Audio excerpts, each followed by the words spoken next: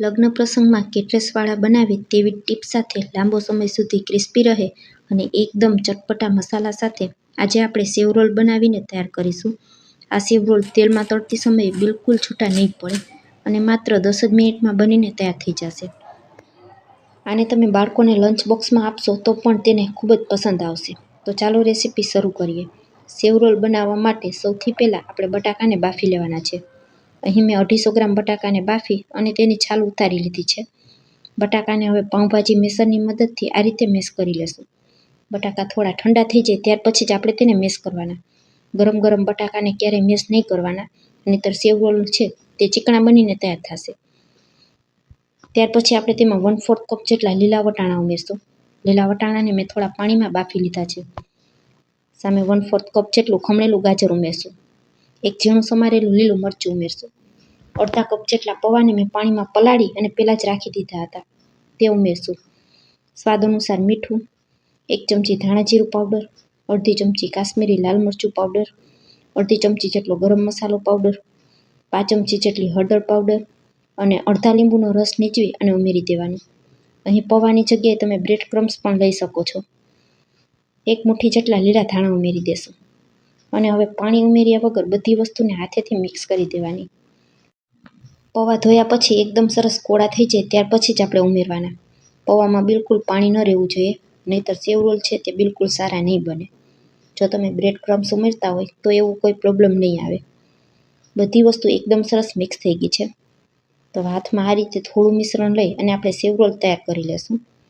જે રીતે મુઠિયા વાળતા હોય એ જ રીતે થોડું મિશ્રણ હાથમાં લઈ અને આ રીતે આપણે રોલનો શેપ આપી દેવાનો. સૌથી પહેલાં મુઠ્ઠીથી આ રીતે થોડું દબાવી દેશું. આપણે જે રીતે દૂધી મેથીના મુઠિયા તૈયાર કરતા હોય એ જ રીતે રોલને તૈયાર કરી લેવાના. ત્યાર પછી ઉપર અને નીચે બંને બાજુ આ રીતે હથેળીમાં રાખી અને નીચેથી તેને દબાવી દેવાનું અને ત્યાર પછી હાથમાં ગોળ ગોળ ફેરવી અને રોલને તૈયાર કરી લેશું. બધા જ રોલ મેં તૈયાર કરી લીધા છે.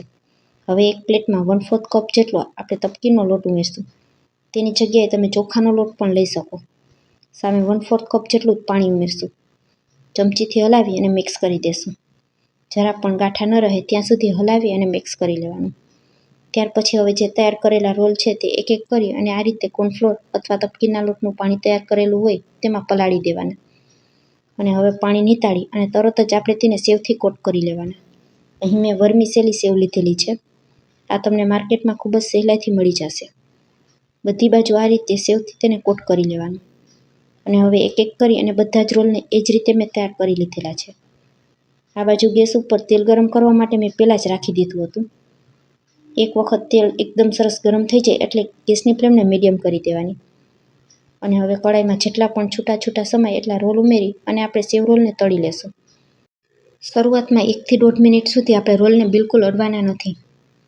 ત્યાર પછી ચમચીની મદદથી આ રીતે આપણે હળવા હાથે તેને ફેરવી લેશું. 1 થી 1.5 મિનિટ જેવો સમય થશે એટલે રોલનો કલર એક બાજુથી ચેન્જ થઈ જશે. એક બાજુ આપણા રોલ ક્રિસ્પી થઈ જાય ત્યાર પછી ચમચીની મદદથી આપણે તેને ફેરવવાના છે. શરૂઆતમાં જારો બિલકુલ નહીં અડાડવાનો, નહીંતર રોલ છે તે તેલમાં છૂટા પડી જશે. એક એક કરી અને બધા જ રોલને મેં ફેરવી લીધા છે. આ સેવ રોલને તળાતા બિલકુલ વધારે સમય લાગતો નથી. માત્ર 5 જ મિનિટમાં એક બેચ તળાઈ અને તૈયાર થઈ જાય છે. 5 મિનિટ પછી તમે જોઈ શકશો બંને બાજુ એકદમ સરસ ક્રિસ્પી એવા તળાઈ ગયા છે. તો હવે જારાથી તેલ નીતાળી અને આપણે તેને કાઢી લેશું. થોડા થોડા કરી અને બધા જ સેવ રોલને આ જ રીતે આપણે તળી લેવાના છે. તો ફ્રેન્ડ્સ, જો તમે પણ આ રીતે બનાવશો તો તમારા સેવ રોલ પણ પહેલી જ વારમાં એકદમ રસોઈયા બનાવે તેવા જ બનીને તૈયાર થશે. આજનો વિડીયો અહીં સુધી જોયા પછી જો તમને જરા પણ પસંદ આવ્યો હોય તો વિડીયોને એક લાઇક કરજો, તમારા ફ્રેન્ડ્સ અને ફેમિલી સાથે શેર કરજો અને મારી રેસિપીઓ તમને જોવી ગમતી હોય અને હજુ સુધી મારી ચેનલને સબસ્ક્રાઈબ ન કરી હોય તો મને સપોર્ટ કરવા બદલ મારી ચેનલને સબસ્ક્રાઈબ જરૂરથી કરજો અને આજની રેસિપી કેવી લાગી તે પણ કોમેન્ટમાં જરૂરથી લખજો. ફરી મળીશું આવા જ એક નવા વિડીયો સાથે. ત્યાં સુધી સૌને મારા જય માતાજી.